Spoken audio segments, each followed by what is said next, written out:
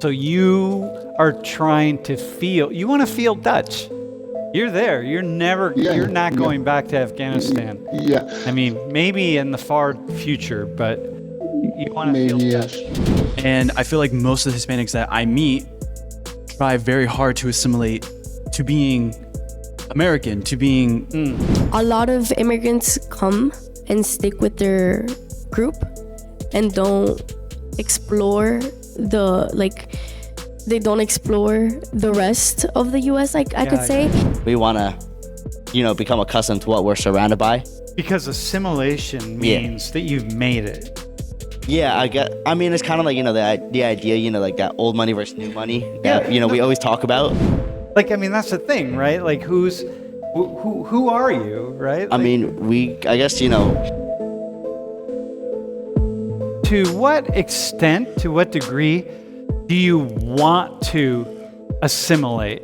The question is need to, but I'm going to ask, to what degree do you want to assimilate to be part of Dutch culture? Most of the time, what I'm doing here, I'm reading history of Dutch. I'm watching television and TV, and I go to the bibliothèque, I go to the museum, and all the things. Because of that, to feel I am a sort of to learn Dutch culture. And it's not about me, for my children also, to feel Netherlands as homeland. So you are trying to feel, you want to feel Dutch. You're there. You're never, you're not going back to Afghanistan. Yeah. I mean, maybe in the far future, but you want to feel Dutch. Yes. Most of the time for my children. I hope, they do. I read just a book. It was about a boy and his mother. His mother was in Suriname and from Suriname, and his father was Dutch, and he was always asked, where are you from? Because of the color in both countries. He was asked, where are you from? I feel for my kinder it's not so. Both in Afghanistan and here in Netherlands, they have to answer, where are you from? And I'm from.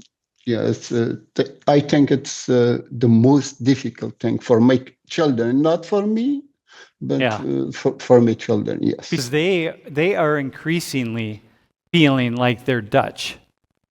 Yes, the youngest, my son, Parsa, cannot speak Farsi well. So he's losing his mother language. A lot of people have the idea that immigrants resist assimilating, and they're afraid, right? They're afraid that there are all these immigrants all over, and the United States is breaking down. It's just this country, but the Netherlands, people have the idea that the Netherlands is breaking down, that because all these immigrants are coming in and they're not maintaining the culture, and people don't want to assimilate. Can you respond to that? Speaking with like my family specifically and people who are Hispanic in my community, I live in a part of San Diego that is like pretty developed and live on a golf course. Many Hispanics don't typically live there. And I feel like most of the Hispanics that I meet try very hard to assimilate to being American, to being whiter, to being the stereotypical American. I mean, I see me and my brother, we dress a specific kind of way, we talk a different way than some of our family members do, and then we go to the town in which they live in, and there's a lot of other people who are, the stereotypical, I guess, Mexican. That's their culture, but I feel like a lot of people, like me and my brother, have fell under assimilation. So do the two of you, you and your brother, do you like going back and forth between the two cultures, or do you mostly say like, no, I just want to I really enjoy being in mainstream American culture? I wouldn't say that we enjoy it. I think we see the contrast and we're like, whoa. Yeah. Because my parents worked very hard to both receive above master's degree. And so therefore, I live in an area of California where it would take it's very hard to get to. Yeah. Especially from how my parents were raised and where they were raised. And we see this difference. It's like, oh, I am more whitewashed, actually. Mm-hmm. I feel more whitewashed than my cousin who lives 20 minutes down south. But you speak Spanish fluently. Mm-hmm. When you speak Spanish, do you have an accent? Do people say like, "Whoa, where are you from?" Yeah, I'm very different. Well, I also speak Portuguese, so those two kind of cross together with me. But yeah, my Spanish is different. Okay. I wouldn't say it's whiter, but I would say that I'm not from Mexico. Mexicans, no. Yeah. Yeah, I got you. Emily, how's assimilation for you? Right? I mean, you're in Miami. When I've been to Miami the past couple of Decembers. I speak Spanish. I only speak Spanish there. You know what I mean? It's just like, oh my God, right? But how is this question of assimilation? How much of it? Okay. As for assimilation, when immigrants come here, they tend to stick with their people because it's a new language. They're bound to get discriminated upon. Mm-hmm. And when you're like new to this area, you're gonna try to do everything possible to like be able to stand on yourself, right? So you're gonna stick with your culture, you're gonna stick with your people until you have that foundation, right? There's a lot of seclusion. So if you see like there's a difference between look at Florida. Look at North Miami and South Miami. South Miami is full of immigrants. Miami is full of Cubans. Yeah. Like everywhere you go is Cubans. So there's a lot of like that culture. Like a lot of people call Hialeah Miami Cuba 2.0, right? So there's a lot of that mixed culture in Miami that makes South Florida. But when you go to North Florida, it's more of just Americans, like you white people. So there's a seclusion because of the difference in economy. So the idea is that you're going to hang out, you're going to maintain your culture for a certain period of time. For support. And the seclusion as well. You're going to break out of that. Well, but if you're in Miami, you maybe never have to really Yes, that's also the thing. A lot of immigrants come and stick with their group and don't explore they don't explore the rest of the U.S., I could say. Yeah. So, once you're in Miami, a lot of people don't leave Miami because they're surrounded by their culture, their language, and everything. So, it's not like that culture is already set in stone. Mm-hmm. But if it was like in some, I don't know, if you were in a higher state, sorry. Yeah. It would be different, you know?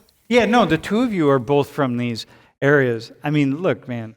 Miami and San Diego, it's just like it's Spanish, you know? Yeah. You can speak it, you can hang out. How about for you? Like, how is because you're not from... Yeah, so for me, my brothers are a little bit different than me, I guess, because when my dad first got the business, I was just born, so we lived in an area near where I live now. It's an area called Bristol. That area is a lot of Hispanics. It's right near Trenton, which is also a lot of Hispanics in those areas. So, growing up, I spoke a lot of Spanish. I spoke English as well. But as, my dad, he kept, running the business. He kept gaining money. We started moving out, and now we live in an area that is a higher percentage of higher income people who are white also. So now, in that area, you have to assimilate to that, which, I feel like just as people in general, we tend to want to assimilate. We want to become accustomed to what we're surrounded by. Because assimilation means that you've made it. Yeah, it's kind of like, the idea, like that old money versus new money that, we always talk about that, that culture of that money's going to be there, but it's hard, when you're coming up, it's hard to fit into that culture because you grew up, from a different culture. My parents grew up eating different types of food that, Yep. It's also It's also, I think it was harder for a little bit my family too, because it was like a weird, like my dad, it's an Italian restaurant that he owns, but we're Guatemalan, so it's a little bit, people would look at us and it's kind of like, why is these people running this restaurant? yeah. Us Americans as people, we tend to want people to assimilate to us, Yeah. instead of letting us trying to assimilate to them. Like, Yeah. we see in areas like even Puerto Rico, now that through Act 60, once that got signed, Americans started moving out there for lower income tax rates. Yeah. And now they're changing the culture that has been there for however long it's been over there. So you just used the word us. So for all three of you, like us, it's us. You're Americans, right? When people say that, like it's an us thing. Do you say that? Is that for all of you? It's like us. Like, I mean, that's the thing, right? Like, who are you, right? I mean, I guess, as, a minority, and we just fall under so many different categories. I could say I'm Guatemalan, I'm Latino, I'm American, I'm a Penn State student, I'm a first-gen student. Yeah. There's so many categories we fall under. So, whenever, sometimes, we talk, I guess, whatever just fits correctly, we'll just say. Yeah. I just want to add, I feel like a lot of us want nothing more than to be American. To be American, but also still have the values that our parents had as immigrants here. We still want to be a part of the United States and its people, and also work and live for the American dream. Mm-hmm. Well, you know what? This is a nation of immigrants. I mean, this country's built on immigration, so it's not. Looking back at it historically also, even people back in the time, they used to not come legally. Not many people really came legally too. Those people, there's stories of people, even in different countries too. Back during, World War II, the Jewish community, they ended up hopping on cruise lines to make it to Argentina. That's why we see a high population of Jewish people in areas such as South America. The laws were changing constantly as a result of so many different, and mostly as a result of how important it was to have labor. When we needed labor, we relaxed the laws, and when we didn't need labor, we didn't. We kept the laws very strict. Yeah, kind of, off that too, where we saw the effect that had on people too. Like in Florida, when we saw that they tried to put a law on construction, and, if you have undocumented workers, then you would have to pay a certain amount. Yeah. We saw that construction slowed down a lot because there wasn't people who wanted to work. You taught me, to break the borders. It can happen without loving each other. And to love not out of this room, just who sit beside you, love, it spread in all world, and we love each other, and we bring humanity together.